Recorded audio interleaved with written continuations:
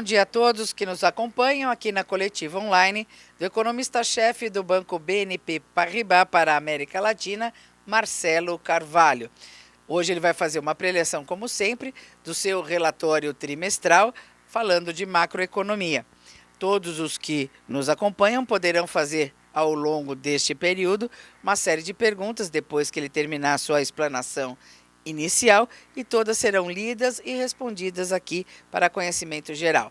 Nós agradecemos o acompanhamento aí de todos. Passamos a palavra ao Marcelo Carvalho. Bom dia, Marcelo. Bom dia, Eliana. Bom dia a todos. Obrigado pela participação nessa nossa conversa trimestral para a divulgação do nosso relatório global.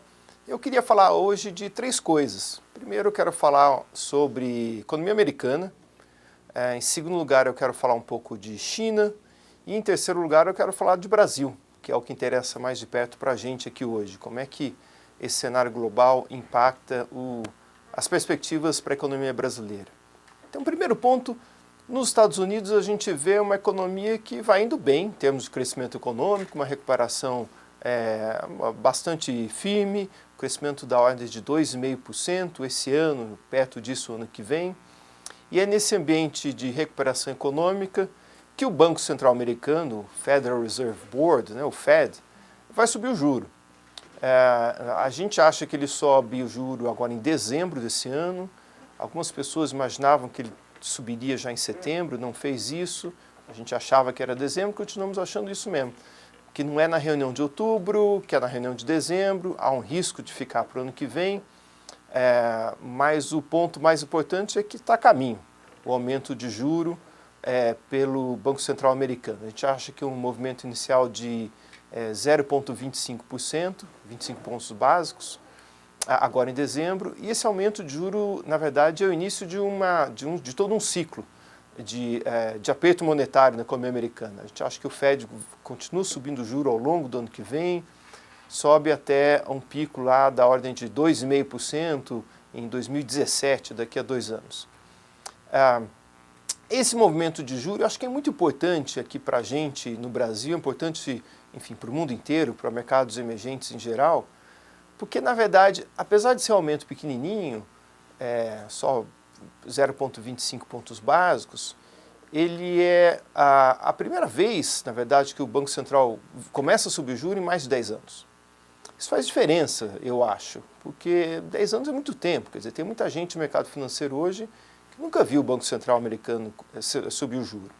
E, historicamente, sempre que o Banco Central americano sobe o juro, tem algum problema em algum lugar do mundo e alguma economia emergente. Não necessariamente tem que ser o Brasil, mas eu acho que muda, sim, o quadro de financiamento global, muda o fluxo de capital para países emergentes, como é o caso do Brasil. Então, o cenário, portanto, de liquidez global começa a mudar quando o Banco Central americano sobe o juro. Então, esse é o primeiro ponto que eu queria destacar. E é importante lembrar que, além do impacto que isso tem sobre o fluxo de capital para países emergentes, tem um outro impacto também importante, que é sobre o dólar. Quer dizer, você tem uma economia americana robusta, mais firme do que muitos países na economia mundial, e você tem o Fed subindo o juro.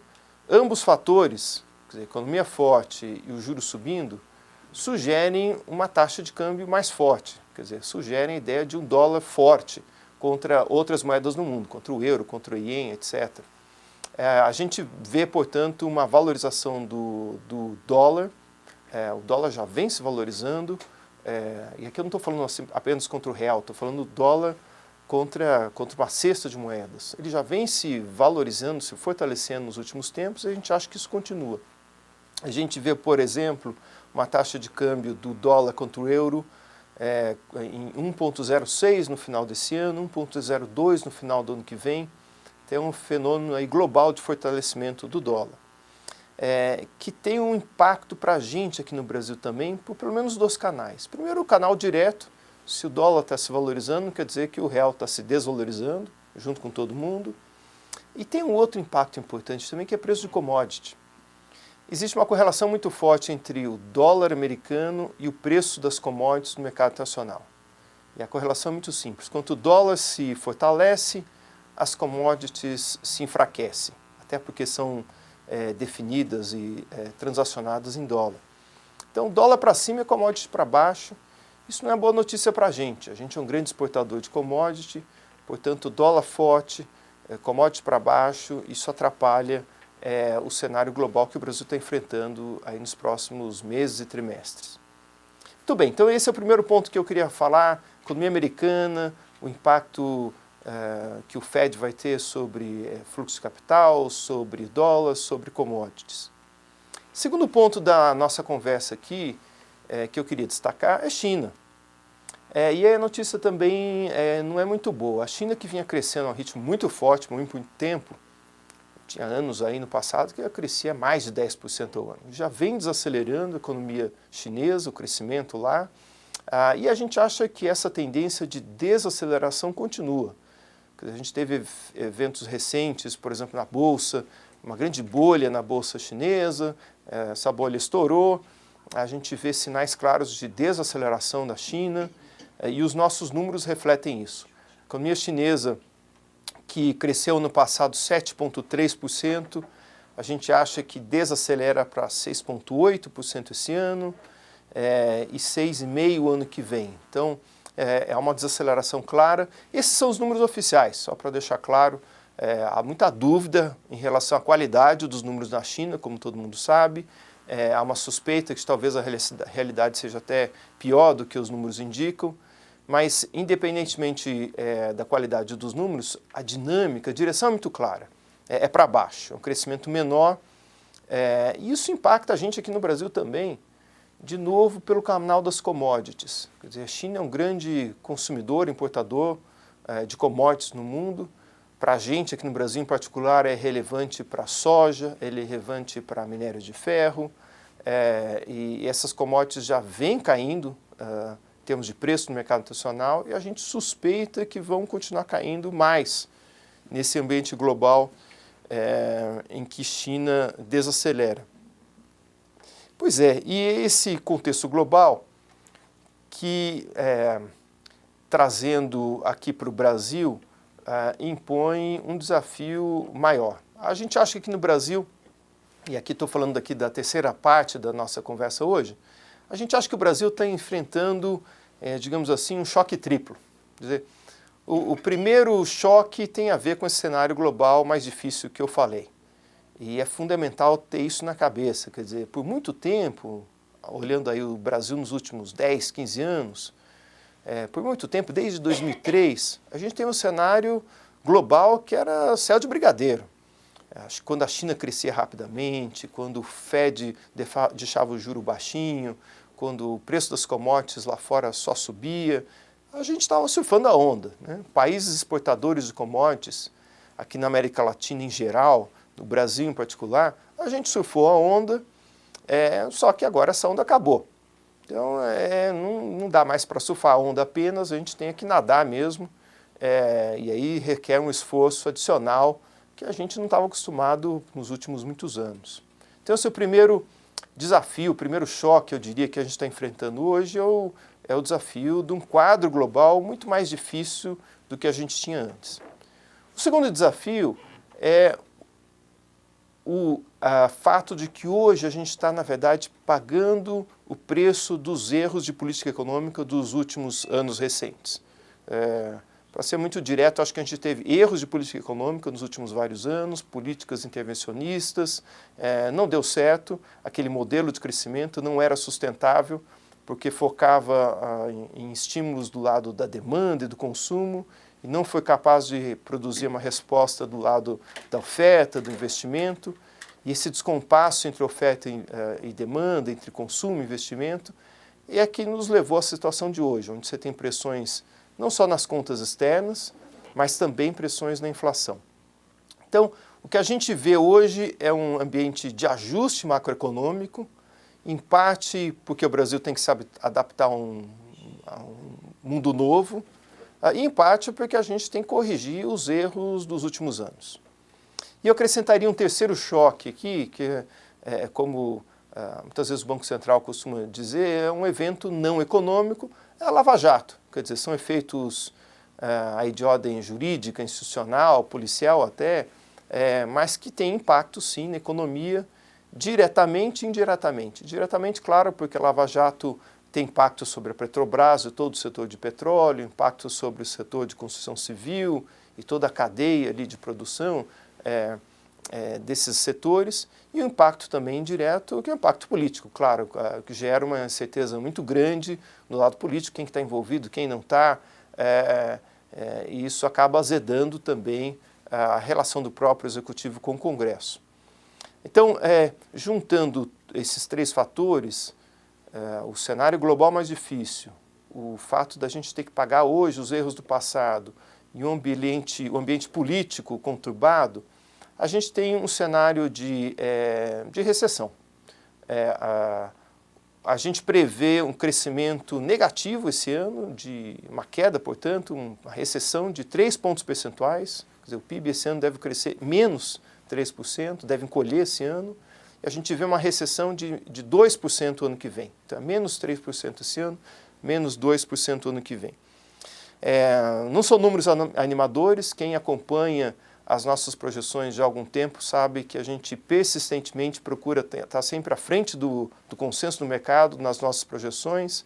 A gente vê o consenso do mercado sistematicamente caminhando na direção das nossas projeções. É isso que vem acontecendo e a gente tem grande convicção que é isso que vai continuar a acontecer também aí nas próximas semanas e meses. O último consenso do mercado já está quase perto do nosso número para esse ano, menos 2,8 o último número, perto quase de menos 3.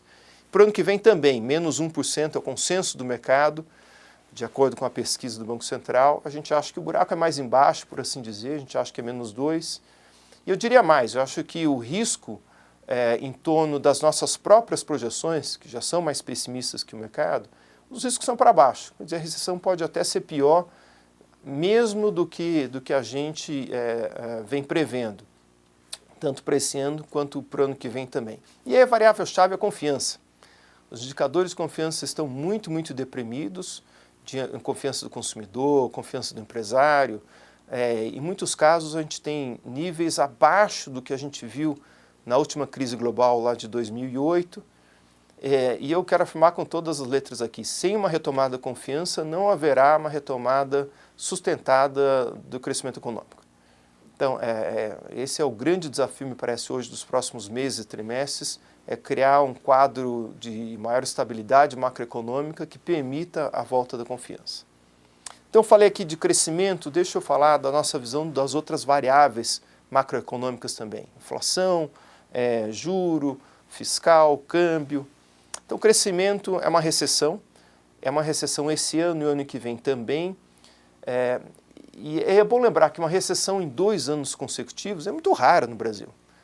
A gente tem dados aí que vão até lá em 1900, são mais de 100 anos de dados anuais de crescimento do PIB. Só teve uma vez que o Brasil teve 2 anos consecutivos de queda do PIB, foi lá no começo dos anos 30, logo depois da crise de 29. Então, claro, a Grande Depressão Americana de 29, e a gente está tendo um cenário parecido, apesar de o mundo não estar tão feio assim como estava lá na crise de 29. Então, isso é o crescimento. A inflação. Bom, aqui a gente tem boa notícia e má notícia. A boa notícia é que a inflação vai cair. A gente prevê uma inflação de 9,5% esse ano, inflação caindo para 6,5% ano que vem. E aqui cabe também uma propaganda institucional. A gente também vinha historicamente sendo mais pessimista com a inflação. A gente foi a primeira casa a dizer que a inflação esse ano ia superar o teto de tolerância do Banco Central, que é de 6,5%, e é isso que a gente está vendo de fato. Essa inflação cai o ano que vem, essa é a boa notícia. A má notícia é que ela ainda está muito acima da meta oficial de 4,5%. É verdade que a recessão ajuda a segurar o aumento de preços. Por outro lado, você tem mecanismos de inércia inflacionária que fazem com que a inflação de hoje acabe respingando para a inflação de amanhã. E você tem um câmbio.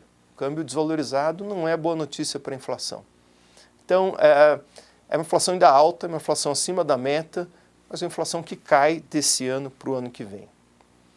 E o juro, o que o Banco Central faz com isso? Bom, o Banco Central acho que tem sido muito claro em dizer que pretende ficar parado um tempão com o juro parado no patamar atual de 14,25%. A nossa impressão é que a barra é muito alta, digamos assim, para o Banco Central voltar a subir juro. Não é o plano dele, a gente teria que ter uma deterioração muito maior do quadro macroeconômico, da perspectiva de inflação em particular, para o Banco Central voltar a subir juro. Essa é a nossa avaliação. Então, a probabilidade dele subir juro, portanto, nos parece baixa. Pelo contrário, claro, tudo depende do câmbio também, mas assumindo um câmbio relativamente estável, esse quadro de recessão que a gente está falando, a gente acha que vai colocar pressão sobre o Banco Central, na verdade, para voltar a cortar o juro em algum momento lá na frente. Não agora, mas em algum momento no ano que vem, se o câmbio permitir. E o quadro fiscal? O quadro fiscal, na verdade, é o cerne do problema macroeconômico brasileiro hoje. É claramente a deterioração, a piora das contas do governo, que levou ao rebaixamento da nota de crédito pela Standard & Poor's aqui no Brasil. A gente perdeu o grau de investimento. É claramente a piora do lado fiscal, em função, em boa parte, do problema político, mas é a piora fiscal que levou também a um aumento da percepção de risco. Você olha as medidas de risco país, você olha a nota de crédito, você olha a própria taxa de câmbio, e elas refletem essa piora na percepção de risco que tem a ver com o lado fiscal. Então, o ano passado a gente já teve um déficit fiscal das contas chamadas do saldo primário. O que é o balanço primário? Enfim, é a economia que o governo faz para pagar juro. Enfim, ano passado ele fechou no vermelho, 0,6% do PIB foi o déficit primário fiscal ano passado. Pelo andar da carruagem, a gente tem um grande risco de ter de novo um déficit esse ano, e mesmo para o ano que vem, enfim, o próprio orçamento que foi enviado pelo Poder Executivo ao Congresso já previa logo de cara um déficit para o ano que vem. O governo agora está tentando correr para fazer um número melhor, mas o quadro parece muito, muito difícil do lado fiscal. Nesse ambiente, a dívida continua a subir, a dívida já é mais de 60% do PIB aqui no Brasil, a dívida do setor público já é mais de 60% do PIB. Nessa tendência passa de 70% do PIB já no ano que vem, que é um número alto. Só para dar uma referência, a média dos nossos pares, né, de outros mercados emergentes que têm o grau de investimento, que é esse selo de aprovação, né, a média desses outros países é de 40%. Estou falando da dívida como proporção do PIB. Aqui está passando de 70%. Então é alto. Eu acho que o grande desafio, me parece hoje, esse de equacionar o lado fiscal. Não só o de curto prazo, o que é a economia que o governo faz esse ano, ano que vem, mas a trajetória para os próximos vários anos, dadas as pressões que a gente tem, em particular, nas contas da Previdência. Então, mais do que só construir a ponte aí de curto prazo, a gente precisa, enfim, de ter visibilidade de onde a gente vai chegar, qual a terra firme que essa ponte de curto prazo vai nos levar do outro lado dessa ponte. Deixa eu falar finalmente aqui, o que faltou? Câmbio. Enfim, câmbio foi criado para humilhar os economistas, porque é muito difícil de prever. Lá no BNP, quem faz a projeção de câmbio, na verdade, são os estrategistas de câmbio. Eu acho muito bom, que é uma variável a menos para eu errar. Mas deixando brincadeira à parte, a nossa hipótese de trabalho é um câmbio relativamente estável no patamar atual. Quer dizer, por volta de 4. 4,10 esse ano, 4,15 o ano que vem. Essa é a projeção lá dos nossos estrategistas. Com a ressalva, claro, que o cenário é extremamente incerto, é um cenário em que o câmbio reflete, mais do que tudo, esse prêmio de risco. E lembrando também que um câmbio mais desvalorizado, na verdade, é parte da solução. Deixa eu tentar explicar. Quer dizer, quando você tem esse quadro global mais difícil que eu falei, menos dinheiro vindo aqui para o Brasil, porque o Banco Central americano vai subir o juro, menos dinheiro entrando nas contas externas, porque o preço de commodity está caindo, já que a China está desacelerando, você precisa de uma taxa de câmbio mais desvalorizada, quer dizer, o dólar mais alto, para ajudar a conter as importações e ajudar a estimular as exportações. Então, é parte da solução. E é bom lembrar também que, em termos de câmbio real, efetivo, descontado da inflação, a gente não chegou ainda, na verdade, no pico que a gente teve lá em 2002, 2003, na época da eleição do Lula, quando o mercado ficou nervoso e o câmbio andou bastante.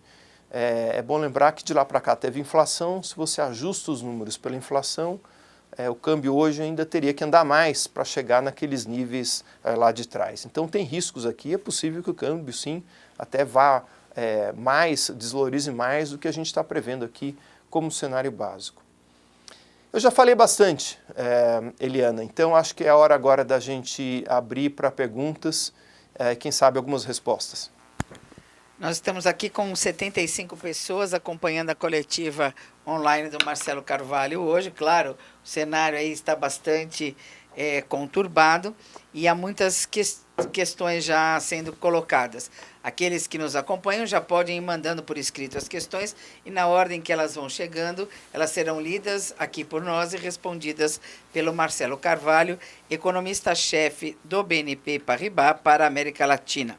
Vamos começar aí com a Ana Conceição, que é repórter do Valor Econômico.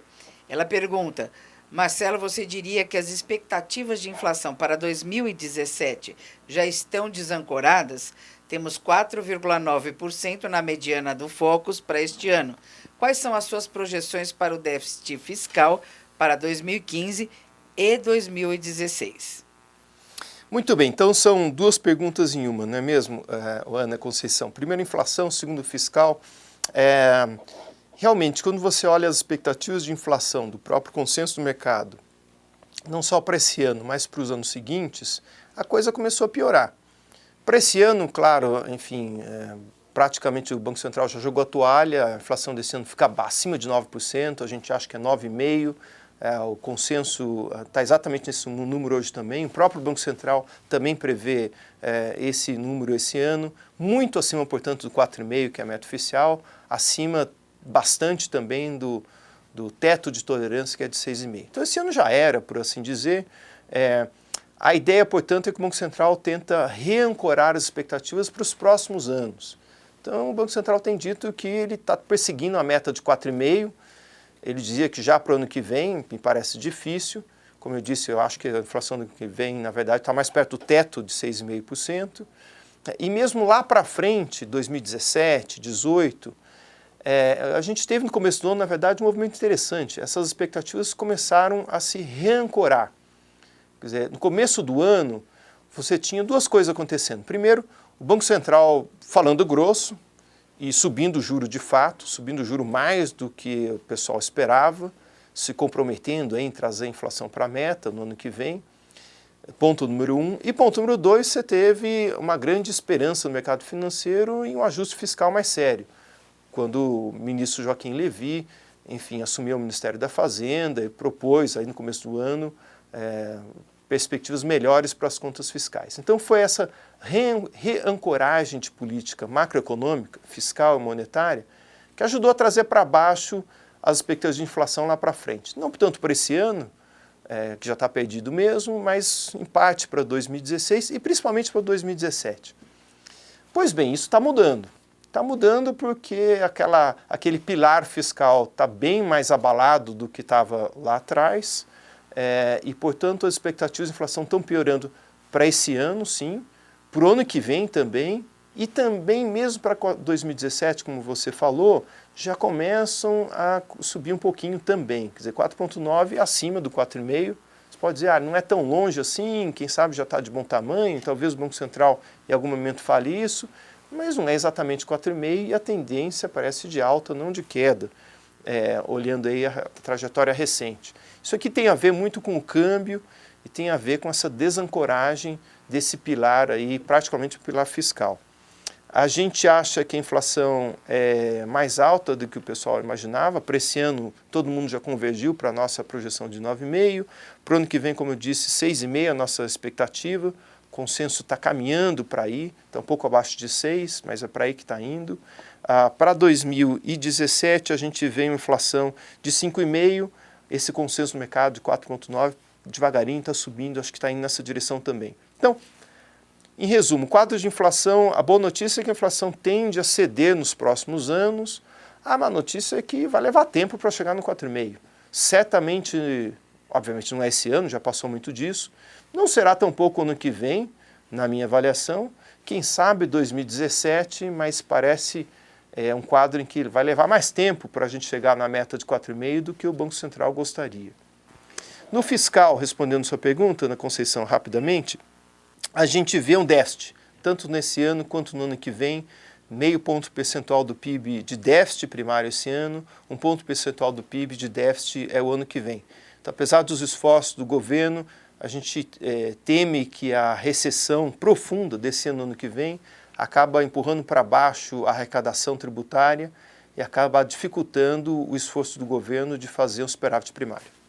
Mais uma questão aqui do Thierry Ogier, do Les Echos, que eu vou tomar liberdade de juntar com uma pergunta do André Ítalo, jornalista do Estado de São Paulo. O Ítalo pergunta assim: você acredita, Marcelo, que o uso das reservas é uma boa alternativa para o Banco Central? E o Thierry, na mesma direção, pergunta o seguinte: o que é que você acha da intervenção no câmbio? Quais são as chances de se usarem as reservas no câmbio e isso funcionar? Quais são as chances disso dar errado? Olha, obrigado, Thierry e Ítalo, pelas observações, pelas perguntas. Eu diria o seguinte: primeiro, como eu mencionei aqui, o câmbio mais desvalorizado é parte da solução. Então não adianta a gente tentar fixar uma taxa de câmbio artificialmente, porque isso nunca funciona. Pode funcionar temporariamente, não dura muito tempo.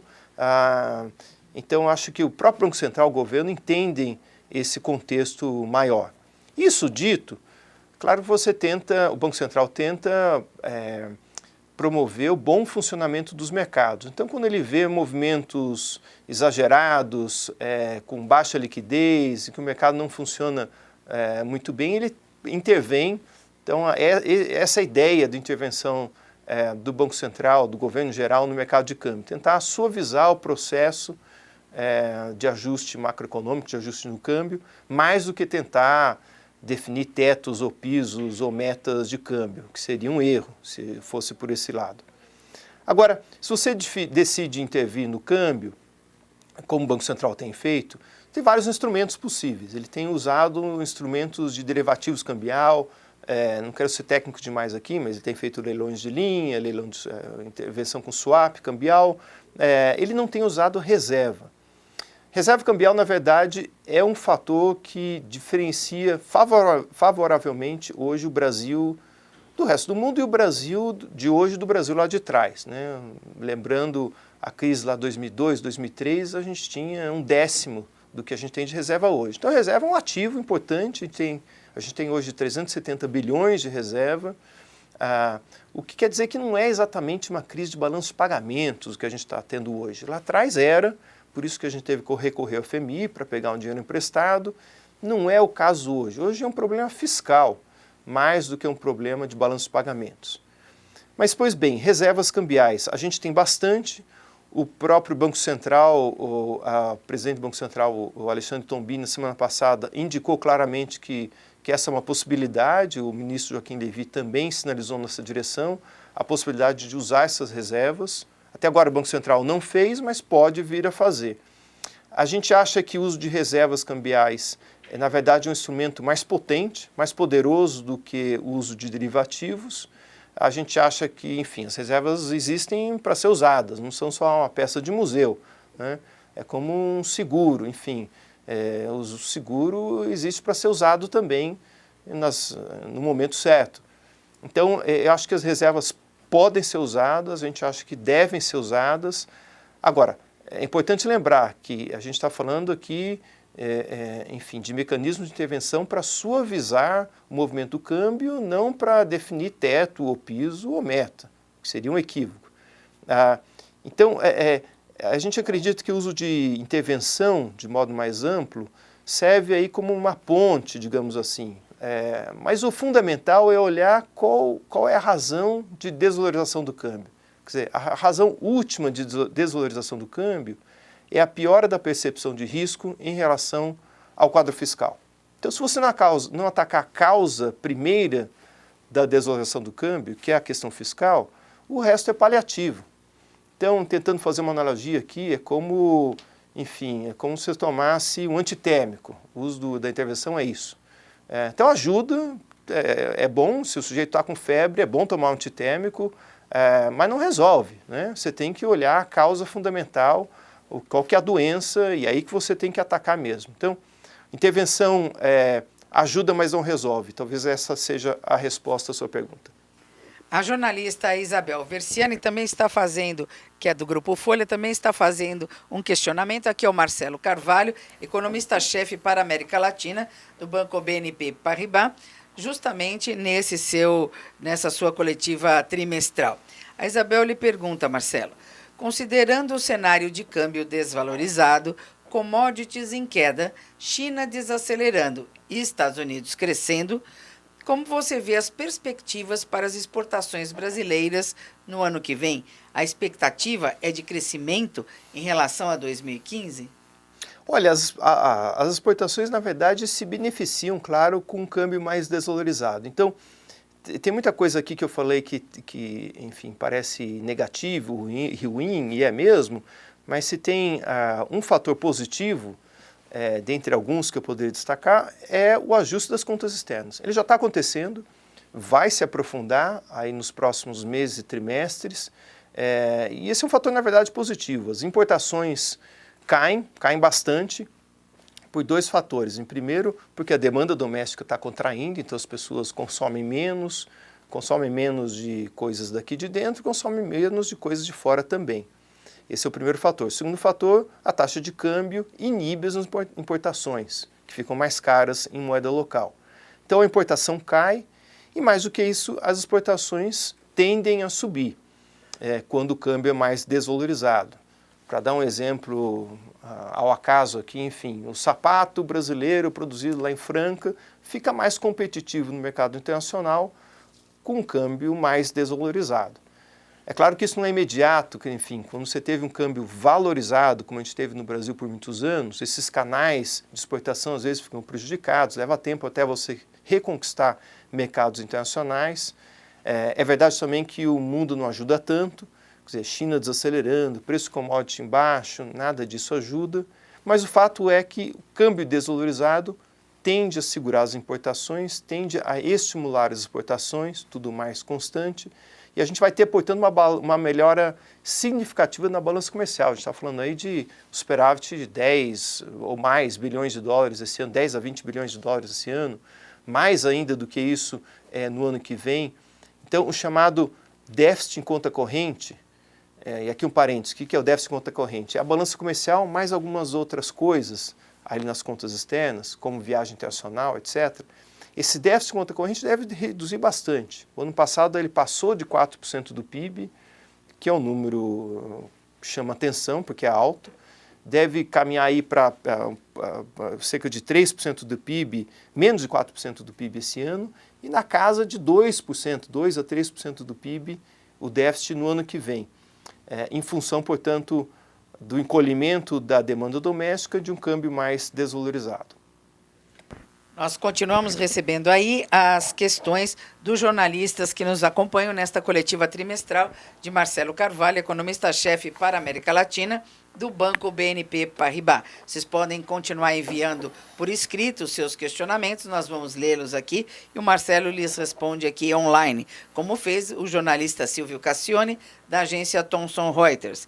Ele pergunta qual é a probabilidade de haver um choque nos juros para frear a alta do dólar, a exemplo do que fez a Rússia no ano passado e o próprio Brasil em 1999. Olha, a gente acha que essa probabilidade é baixa, para ser sincero. Não é o que o mercado está precificando hoje, deixa eu destacar. Quer dizer, você olha a curva de juros, eu não quero aqui também ser técnico demais, mas enfim, você olha o que o mercado precifica hoje, é bastante. Tem um prêmio de risco bem significativo na ponta curta da curva de juros, não só na ponta longa, mas também na ponta curta, o que significa que o mercado financeiro atribui uma probabilidade razoável de um evento como esse, um choque de juro.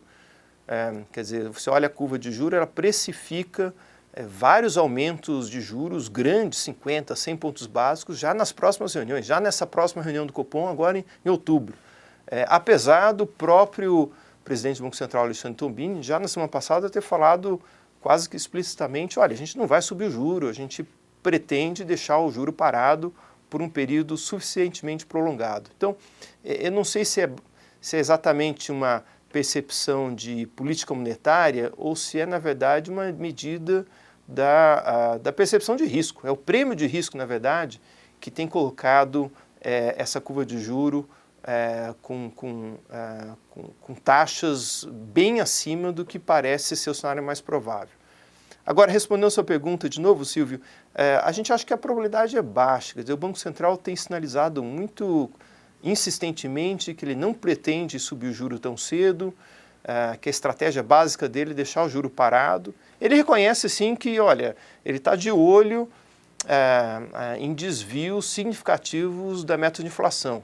Não parece, entretanto, que é com esse cenário que ele está trabalhando. Quer dizer, em outras palavras, acho que teria que ter uma piora muito mais intensa do quadro de inflação, em particular para os próximos anos, para a gente ser levado ao aumento de juros. O aumento de juros que a gente teve lá, enfim, em 99, você citou, também era num contexto diferente. O juro naquela época era usado basicamente para defender o câmbio. Era um problema de balanço de pagamentos, a gente recorreu ao FMI, a gente subiu o juro dramaticamente naquela época, dobrou o juro de 20% para 40%, a ordem de grandeza. Não parece que esse é exatamente o quadro hoje. Quer dizer, se for para defender o câmbio, me parece que a inclinação do Banco Central é primeiro usar a reserva antes de usar a taxa de juro. Então, acho que tem uma sequência aqui de instrumentos, né? Antes de subir o juro, a gente certamente terá o uso de reserva. Não quer dizer que usar reserva significa que logo em seguida você usa o juro, mas condição necessária, me parece, antes da gente falar seriamente de aumento de juro, o Banco Central, de fato, começar a intervir usando reserva. Então, a probabilidade me parece baixa de um choque de juros, o cenário que me parece mais provável é o Banco Central deixar o juro onde está, pelo menos no futuro próximo. A jornalista Mariana Grilli, da Rádio Jovem Pan, questiona Marcelo Carvalho, economista-chefe para a América Latina do BNP Paribas.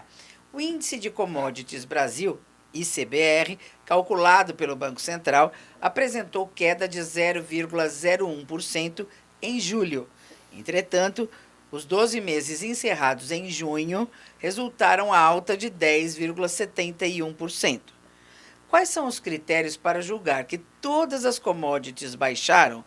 Como o agronegócio pode se precaver de uma quebra de safra, tomando como base a exportação já mencionada? Olha, Mariana, então tem algumas perguntas aqui. Primeiro, o índice de commodities, a gente tem que prestar atenção se a gente está olhando ele em moeda estrangeira, em dólar ou em moeda local, faz diferença, né? Claro, moeda local você tem a questão da desvalorização do câmbio. É verdade também que, pensando aqui, em primeiro momento, esses preços em moeda estrangeira, em dólar, é claro que essas commodities não andam exatamente no mesmo passo. O petróleo, em particular, muitas vezes se desvia do resto.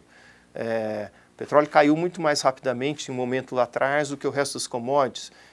Enfim, você olha cobre, é diferente de minério de ferro, é diferente de soja. Enfim, cada commodity tem a sua história particular, seus fatores específicos de oferta e demanda. Então a gente tem que olhar com lupa para falar de cada uma delas em particular. Mas do ponto de vista macroeconômico, dando um passo para trás, olhando o quadro como um todo, a direção me parece muito clara, e a direção para baixo. O próprio FMI, o Fundo Monetário Internacional, tem um índice de commodities global que a gente gosta de olhar. É um saco de gatos, tem muita coisa ali dentro, mas a tendência parece muito parecida, olhando assim o quadro mais geral, big picture, é a expressão em inglês para isso. O preço das commodities é volátil, né? Nos anos 80, anos 90, você tinha os altos e baixos, mas sem uma tendência muito clara, muito definida. Isso mudou. De 2003 para cá, a gente teve o chamado super ciclo de commodities, e aí todas elas subiram, em maior intensidade ou menor intensidade, dispararam no mercado internacional por muitos anos. Você teve uma queda temporária ali em 2008, com a chamada crise da Lehman Brothers, mas essa queda foi temporária, as commodities voltaram a subir, porque logo em seguida, enfim, o Fed cortou o juro agressivamente, China voltou a crescer com estímulos de política econômica, portanto, esse ciclo foi bastante longo. Agora, a má notícia é que esse ciclo acabou, porque já ali 2011, 2012, mais ou menos foi o pico das commodities, lá para cá elas vêm caindo. De novo, cada commodity tem uma história específica, mas o quadro geral é de queda em função desses fatores que eu falei, quer dizer, China em particular, desacelerando a sua economia, o Banco Central americano prestes a subir o juro aí nos próximos meses. Então, o quadro aqui para os nossos exportadores de commodity fica mais difícil quando você pensa em moeda estrangeira, o preço da commodity em dólar. É claro que a desvalorização cambial ajuda. Você falou da safra, do setor de agronegócio, aí você tem forças de direções contrárias. O preço da soja lá fora cai nos últimos anos, mas em moeda local, com a desvalorização cambial, a coisa não fica tão ruim. Em alguns momentos, na verdade, é até favorável esse cenário. Então, é preciso ter esse cuidado em calcular o efeito líquido dessas forças contrárias, quando a gente está falando de preço commodity medido em moeda local. Nós temos aqui mais questionamentos e eu lembro àqueles que nos acompanham aqui na coletiva online do Marcelo Carvalho, economista-chefe do BNP Paribas para a América Latina, que é importante a gente se manter nos assuntos macroeconômicos, que são o único tema da coletiva de hoje. Portanto, eu passo agora ao questionamento de mais um jornalista, no caso Gustavo Nicoleta, da agência CMA. As medidas apresentadas recentemente pelo governo, Marcelo, aquelas para tentar alcançar um superávit primário no ano que vem, são fortes o suficiente para recuperar a confiança do mercado ou já se espera que o Congresso possa diminuir um pouco da eficácia dessas medidas? Olha, Gustavo, para ser sincero, eu tenho a impressão que o mercado está muito cético e reticente quanto ao quadro mais geral da situação fiscal no Brasil e, em particular, as medidas recentes. As medidas vão na direção correta, sim, mas o contexto dos anúncios não é dos melhores. Quer dizer, é bom lembrar que no começo do ano a gente tinha metas fiscais para esse ano, para os próximos anos, que o mercado recebeu bem. Eram metas que colocavam o Brasil, pelo menos na trajetória favorável de melhora do quadro fiscal nos próximos anos. Em meados do ano, entretanto, acho que foi a primeira decepção, digamos assim, quando essas metas foram revisadas para baixo, e bastante para baixo. A revisão foi relativamente cedo no ano e foi uma revisão significativa. Enfim, a meta que no começo do ano, para esse ano, era de 1,2% do PIB de superávit primário, foi reduzida naquela ocasião para 0,15% do PIB. E mais, esse número poderia virar um número negativo caso o Congresso não aprovasse certas medidas propostas na época. Então, logo ali eu acho que houve uma certa decepção do mercado com o quadro fiscal. E depois, para piorar, pouco tempo depois, um mês depois, a gente teve aquela situação inédita do governo apresentar ao Congresso uma proposta de orçamento para o ano que vem, prevendo já um déficit, logo de largada. Enfim, é tentador até dizer que foi uma barberagem aquilo, no sentido de que houve uma reação sim forte do mercado, foi a partir daí que as agências de classificação de risco começaram a se mexer. A Standard & Poor's, na verdade, rebaixou o Brasil, fazendo a gente perder o grau de investimento por aquela agência de risco. Então, só depois disso que, na verdade, a gente teve o governo voltando atrás e tentar recompor a ideia de um superávit primário para o ano que vem, de 0,7% do PIB. E aí propôs algumas medidas, nem todas de corte. Algumas medidas que foram apresentadas como corte, na verdade, significam uma alteração da fonte de receita, como é a questão, por exemplo, do Sistema S. De novo, não quero entrar em detalhe demais aqui, mas eu acho que o mercado esperava ou torcia para ter medidas mais profundas de corte efetivo, de gasto, que não precisassem, portanto, levar o governo a recorrer a novos aumentos de impostos, como agora é a questão da própria CPMF. Então, as medidas vão na direção correta de tentar recompor um superávit primário para o ano que vem, mas elas enfrentam ainda, em primeiro lugar, a necessidade de serem aprovados pelo Congresso, enfim, o Congresso ainda está discutindo alguns vetos presidenciais que têm impacto fiscal. Então, a gente ainda precisa ver a votação desses vetos, precisa aí ver a aprovação ou não dessas novas medidas. E é importante também ter esse contexto, Gustavo, de que a gente tem que levar em conta o curto prazo e o longo prazo, né? No curto prazo, essas dificuldades que eu estou falando aqui, a gente tem que considerar, tem que aprovar no Congresso, tem que, enfim, contar com um cenário macroeconômico que não prejudique demais a arrecadação tributária ano que vem. Como eu mencionei antes, a gente está vendo uma recessão significativa esse ano que vem. É difícil, no quadro de recessão, ter a arrecadação tendo um bom desempenho. Então, esse é o quadro aqui de curto prazo, muito desafiador. Mas eu diria, mais importante até, é o desafio de longo prazo. Porque se o governo diz, olha gente, hoje a coisa está complicada, mas há aqui um horizonte de melhora do quadro fiscal nos próximos vários anos. Está aqui uma proposta de encaminhamento da questão da Previdência, por exemplo. Isso eu acho muito importante, quer dizer, mais até do que a ponte de curto prazo, é onde a gente vai parar lá no longo prazo. Então, isso que eu acho que o mercado ainda quer ver, isso que ainda acho que tem que haver uma clareza maior, mesmo na questão fiscal de curto prazo, muitas vezes a gente vê uma certa ambiguidade nas políticas que estão sendo propostas, e isso é muito ruim. Quer dizer, precisa uma clareza, uma determinação muito firme de que o ajuste fiscal é para valer no curto prazo e que também há um horizonte de reformas estruturais de longo prazo. O jornalista Felipe Pacheco, da agência Bloomberg, questiona Marcelo Carvalho, economista-chefe para a América Latina, do BNP Paribas. Você acredita que a Fitch Ratings poderia rebaixar a nota do país, do Brasil, portanto, em 2 níveis de uma só vez, diretamente para junk? Uma pergunta próxima daquela que faz o André Ítalo, do Estadão. Você espera um novo rebaixamento das agências de risco ainda neste ano, Marcelo? Olha, vamos lembrar aqui a história recente das agências de classificação de risco. A gente tinha as 3 classificando o Brasil como grau de investimento, o selo de bom pagador.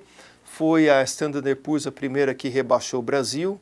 Lá atrás, na verdade, foi a primeira que fez o Brasil passar a ter o grau de investimento, quando a gente estava tendo, enfim, mudanças para cima, muitos anos atrás.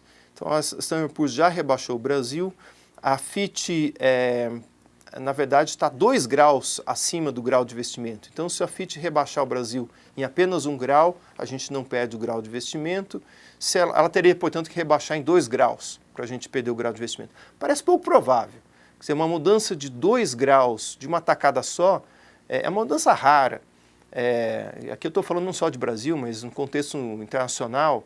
Você tem isso quando você tem situações extremas, quando você tem um calote, você tem uma guerra, tem alguma coisa muito dramática que acontece para a gente ter uma mudança de 2 níveis. Então, me parece pouco provável. Uma mudança de 1 nível parece bastante provável, para ser sincero. A Fitch, na verdade, estaria, se ela fizer uma mudança de 1 nível, rebaixamento de 1 nível, estaria alcançando onde está a Moody's hoje. Ficaria mais próximo, claro, de um rebaixamento abaixo do grau de investimento, mas 1 grau, enfim, não seria uma perda de grau de investimento nesse momento. Então, um rebaixamento em 2 graus, portanto, parece pouco provável, e 1 grau parece bem possível, diria talvez até provável. E no caso da Moody's e de outras agências, como pergunta o Ítalo? Olha, a Moody's está mais perto, a Moody's está apenas 1 grau acima ali da linha divisória de grau de investimento. A Moody's, portanto, se rebaixar em 1 grau apenas, já seria a 2ª agência de classificação de risco a colocar o Brasil nessa categoria aí de junk, né, enfim, de não merecedora desse selo de bom pagamento. O que é relevante, tem muitos fundos lá fora que consideram 2 das 3 das agências de classificação de risco como parâmetro para definir suas políticas, suas práticas de investimento. Então, essa 2ª agência que viria a rebaixar o Brasil, se isso acontecer, seria de fato importante. A Moody's é hoje que está mais perto de fazer isso. E, de novo, eu volto à questão fiscal. É essa a questão-chave que tem levado as agências de classificação de risco a rebaixar o Brasil, a colocar o Brasil numa trajetória, numa perspectiva negativa. A própria Standard & Poor's, quando rebaixou o Brasil, não só fez isso, mas deixou o Brasil com uma perspectiva negativa. Quer dizer, ela está dizendo, olha, já rebaixei e posso vir a rebaixar de novo. Quer dizer, ela diz explicitamente, a probabilidade é de 1 em 3 que a gente venha rebaixar de novo o Brasil.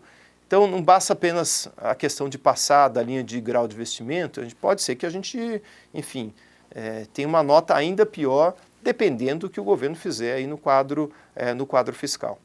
A jornalista Luciane Miranda, da Ducascope TV, pergunta se é possível a gente quantificar, ter uma ideia do impacto de que essa questão política atual aqui no Brasil tenha um impacto negativo no interesse dos players estrangeiros no momento de investir no país. Olha, dificuldades políticas existem no mundo inteiro, né? Então não é uma característica apenas do Brasil, volatilidade, incerteza, desafios políticos. Isso é uma coisa que o investidor internacional está acostumado a lidar com isso, faz parte do jogo. Entretanto, o que complica o quadro é quando a situação política afeta a política econômica, que no final das contas é o que interessa do ponto de vista da perspectiva macroeconômica. E se a gente tem uma situação, como é o caso hoje no Brasil, que a política dificulta a política econômica, dificulta a aprovação de medidas no lado fiscal, é isso que, na verdade, incomoda e atrapalha a perspectiva dos ativos financeiros do ponto de vista do investidor internacional. Então, muitas vezes a gente vê aqui no Brasil, recentemente, uma certa ambiguidade, como eu mencionei, às vezes dentro do próprio governo. Quer dizer, qual que é, de fato, a meta? Quando o governo, a meta fiscal, quando o governo apresentou o orçamento ao Congresso, a impressão que ficou é que ele estava lavando as mãos, vocês aí no Congresso se virem, e na verdade o mercado reagiu muito mal a essa postura. Então é importante que haja, em primeiro lugar, dentro do próprio governo, uma clareza, uma transparência firme em direção a qual que é a meta fiscal e como você vai chegar lá, em primeiro lugar. Em segundo lugar, é importante que o governo consiga ter, do ponto de vista político, a capacidade de aprovar junto ao Congresso as medidas que tragam uma situação melhor para as contas do governo. Então, resumindo o que eu falei aqui, mais importante do que a incerteza política é como ela se traduz na capacidade e disposição do governo de avançar nas medidas necessárias de política econômica. A jornalista Ana Conceição, do Valor Econômico, pergunta se o seu cenário macro para 2015 e 2016 incorpora a perda de grau de investimento por mais uma ou duas agências de risco. Olha, a gente, na verdade, não faz projeção para o que as agências de risco vão fazer, a gente faz, sim, projeção para as variáveis macroeconômicas, e a gente olha, olhando as variáveis macroeconômicas de mercado, que o mercado, na verdade, já precifica um grau de risco consistente com uma avaliação pelas agências de risco abaixo do grau de investimento. Se você olha o spread do CDS é o Credit Default Swap, eu sei que parece um palavrão, é o nome, não sei se eu estou falando grego aqui, mas enfim, é uma medida de risco país, basicamente é quanto que o Brasil paga de prêmio de risco para emitir dívida lá fora, simplificando a história. A gente já tem essa medida aí em mais de 400 pontos básicos, quase 500 pontos básicos aí nos últimos tempos. E se você olha o quadro internacional, há uma correlação muito forte, não exata, mas muito clara, entre esse prêmio de risco e a nota que as agências de classificação de risco dão para a gente ou para outros países no mundo. Então, você tem essa correlação. A julgar pelo prêmio de risco que a gente está pagando lá fora hoje, 400, 500 pontos básicos, isso seria consistente com uma nota abaixo da linha de classificação de investment grade, de grau de investimento. Então, o mercado já precifica hoje, na verdade, esse reabaixamento, ainda que as agências não tenham de fato feito isso, fora a Standard & Poor's que já rebaixou a gente. Nós agradecemos todos aqueles que nos acompanham aqui. Vamos passar para as palavras finais, as considerações finais de Marcelo Carvalho. Lembrando a todos os 75 jornalistas que estão conosco hoje nessa coletiva online do economista-chefe para a América Latina do BNP Paribas, que a apresentação que acabou de ser feita por ele está aí disponível para download na sua tela. Marcelo Carvalho, por favor. Muito bem, Eliana. Então, resumindo tudo que eu falei, eu disse que ia falar de 3 pontos. Em primeiro lugar, a economia americana vai bem, mas isso significa que o Banco Central americano vai subir o juro. Isso complica o quadro de financiamento aí para países emergentes, como é o caso do Brasil. Segundo ponto, China. A economia chinesa desacelera. Isso significa que o preço de commodity tem uma tendência de baixa. Não é boa notícia para a gente. Em terceiro lugar, a gente aqui no Brasil está sofrendo um choque triplo.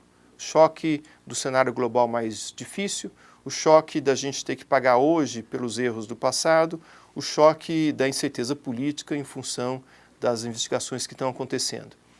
Então, resumo da história, por muitos anos a gente surfou a onda das commodities no mercado global.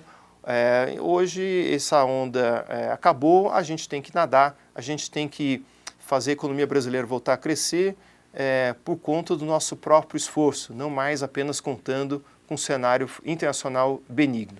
Paro por aqui e agradeço mais uma vez a presença de todos. Espero poder falar com vocês na nossa próxima coletiva e nos próximos meses. Muito obrigada a todos, muito boa tarde e até daqui a 3 meses com Marcelo Carvalho, economista-chefe para a América Latina do BNP Paribas.